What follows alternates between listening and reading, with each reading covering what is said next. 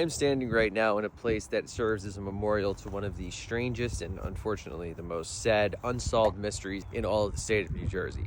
And I'm talking, of course, about the woman in green. You see, in March of 1887, four boys were walking to work one morning. They came upon the body of an unknown woman. Dressed in green, she was no longer with us and had clearly been the victim of a pretty brutal attack. Now, I'll spare the grisly details of exactly what happened to her, but she was found murdered in the kind of attack that I don't think any of us, frankly, would have survived. It was at that point that all of the mysteries surrounding this murder had begun to unfold. Police began investigating the murder, and almost immediately they started running into issues just identifying who this person was. They had the body at a local funeral home where literally thousands of people began flocking to the place en masse, thinking that this was like their lost family member or friend, but to no avail. No one was able to identify her. It actually got to the point where so many people were showing up that police had to issue permits in order for people to actually come in. Her picture was posted in newspapers. It was posted at the Chicago World's Fair in 1887. It was making literally international news, and no one was able to identify her. But that's not where the weirdness in this story ends. You see, when the body was discovered, there was quite literally a mountain of evidence discovered along with it. There was the murder weapon, there was a trail of blood. Several yards away from the body, there was discovered a black bag, or a valise, as it was called back then, that contained women's clothes, handkerchief with some initials on it, and then there was a black rubber stamp that had the name Timothy Byrne on it. It just goes to show that in the days of like no crime scene investigating, DNA evidence, John Mulaney's old stand-up bit of as long as you weren't there, you were going to get away with it. This is clear as day an example of that. Unbelievably tragic. But again, the strangeness doesn't stop there. When it comes to trying to determine what the motive could have been for this crime, it's unclear. Police determined that she was not sexually assaulted and she had a shit ton of jewelry on her still. Robbery was kind of ruled out in a way, even though she didn't have any money on her, so maybe you could make the argument that they had taken money and run, but why not also take jewelry? So what could the motive have been, if not just some sick individual, which is arguably even worse and scarier. Now, after a couple of weeks, the townspeople did eventually hold a funeral for her. 6 reporters were pallbearers. She had a nice procession to a Presbyterian church nearby. Her body was eventually taken out of the funeral home where it was for so long, and it was placed here, the Rahway Cemetery, with the engraving, "An unknown woman found dead,